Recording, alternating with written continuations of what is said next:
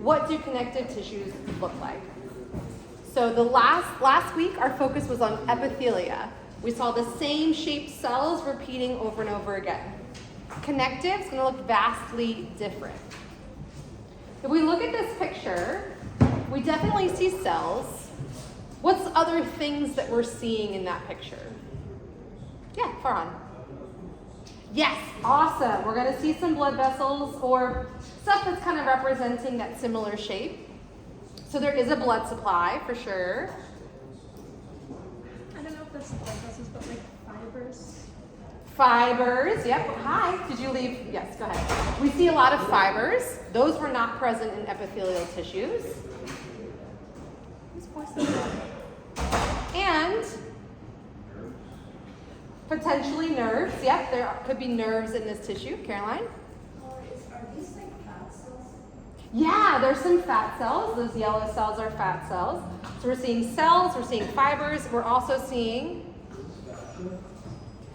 yes, this is the type of fascia called areolar tissue, yep. But space. We're seeing space, right? A lot more space than we saw with epithelia. So that's how we can tell that we're looking at connective tissue versus epithelia. We're going to see a multitude of cell types, we're going to see fibers, and we're going to see some space.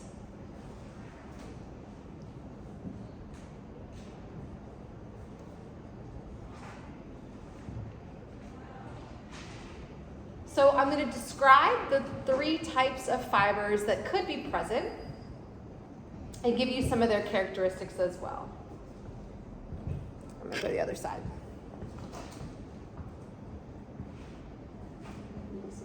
Okay.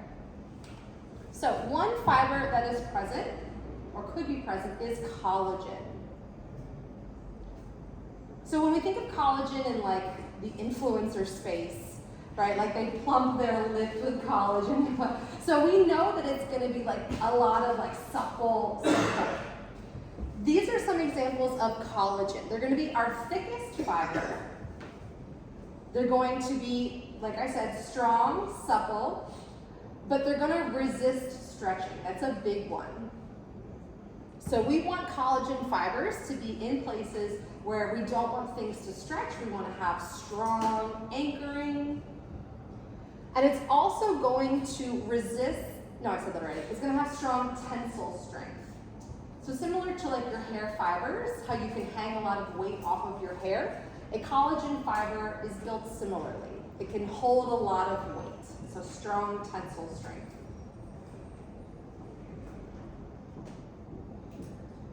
Okay, we got all that. Resist stretching, strong tensile strength, a little bit of flexibility, and it's the thickest one. The thickest one. Next one is elastin. So these kind of thinner, almost like pink fibers represent elastin. So they will be a thinner fiber. Their main characteristic is they can stretch and then return back to their original shape. So they keep their shape integrity. So we're going to see a lot of elastin fibers in the connective tissue that's meant to kind of be able to move around, like your outer ear has a lot of flexibility. Last one is reticular. So these really tiny, thin, maybe purple fibers represent reticular fibers. They're a bit more delicate. And they're going to form these kind of webbing or branching patterns.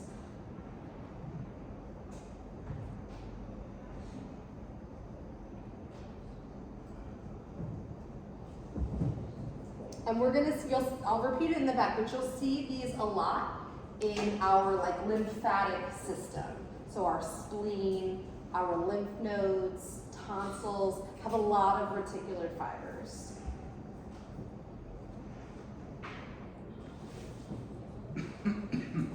So let's keep this picture in mind as we go through a characteristic of connective tissue. And that is that we always have some kind of non-living material. So all those crisscross fibers that you saw, They're considered non-living, they're just proteins. We also have some space in there. That space could be a fluid of some sort, or minerals. So we call this a non-living matrix. So there's cells, and then there's this stuff the cells are dissolved in.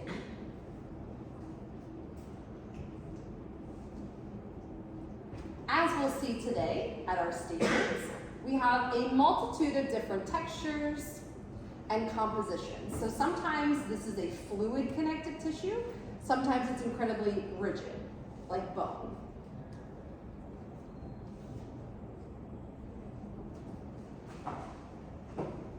So we saw those fibers on the last slide. Ground substance is what we call what it's dissolved in. So that's the space that it's dissolved in. Could be a fluid, some kind of gel matrix, but that's called ground substance.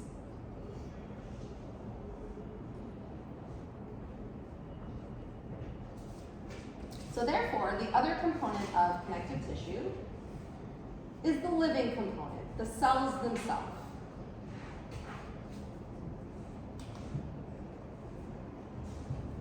So depending on what we're looking at, we might see any number of the cells that I'm about to put up. We might see blood cells. There are blood cells in your example that I'm going to give you in a moment.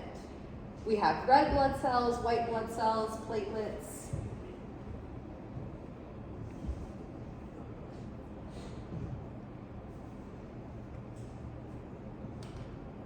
Fibrous tissue, which is the majority of our internal connective tissue, has fibroblasts. I'm going to tell you a little bit about fibroblasts in a moment.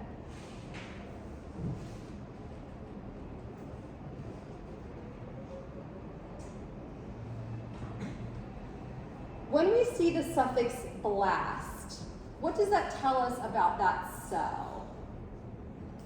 Jesse? It's immature. Yes, it is immature.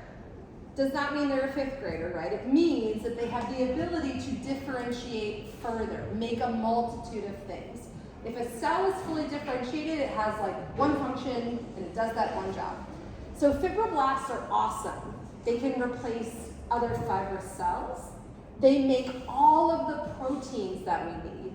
So all those fibers that are in the connective tissue are because of your fibroblasts.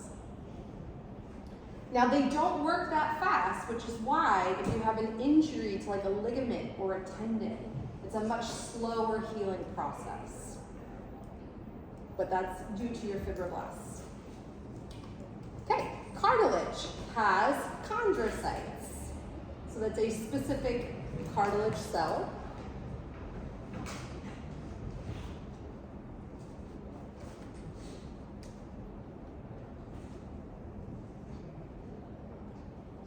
And then in our bone, in our compact bone, we have osteocytes.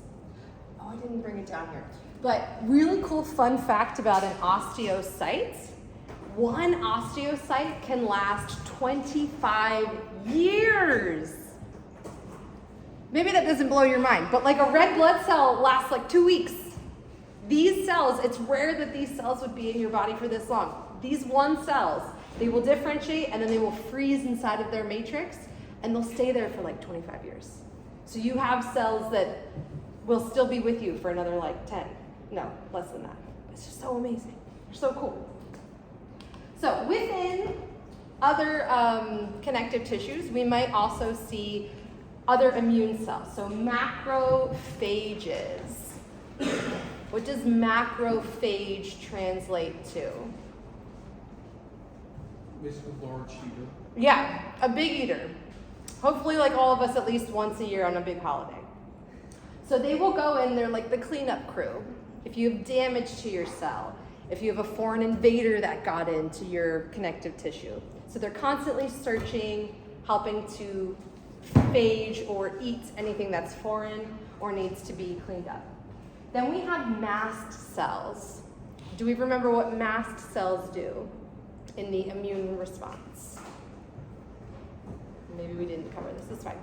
So mast cells are going to help to stimulate the inflammatory response.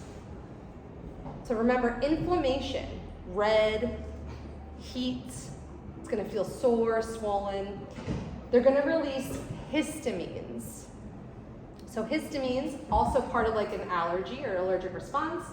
The presence of these histamine molecules brings other white blood cells to the area, and that's what causes inflammation.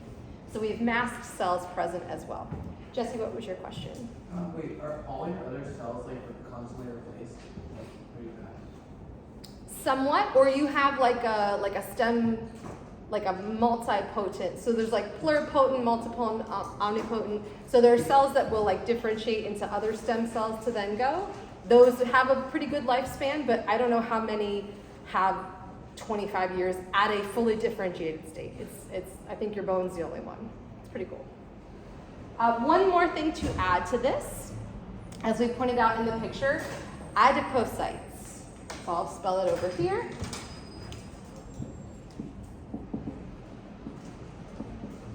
So these are fat cells, adipocytes. So if we have adipose tissue, which we'll be looking at, you just have a ton of fat cells. But even within just regular connective tissue, you might see a few here or there. So in general, if I was gonna make a connective tissue cookie, what would I need? I would need cells, let's say that's like chocolate chips. I would need protein fibers, let's say that's eggs. And then I need something to mix it all in with, fluid or minerals, make that flour. And sugar and butter and all that other good stuff. But yeah, this is the connective tissue cookie that I would make.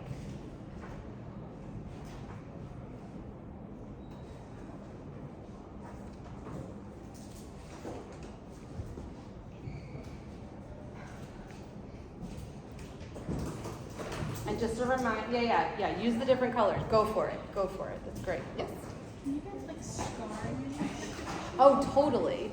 Most of the time, the scarring is due to like your fibroblasts made too much collagen, and that's what made it go higher. So a way sometimes we can get rid of scarring is with tension, by actually putting more tension over it, because it will break down. Yeah, that's one way. Yeah. Okay, so remember that cells is the living portion of the connective tissue. The protein fibers and fluid or minerals, that's the non-living portion. The fluid and minerals we call the ground substance.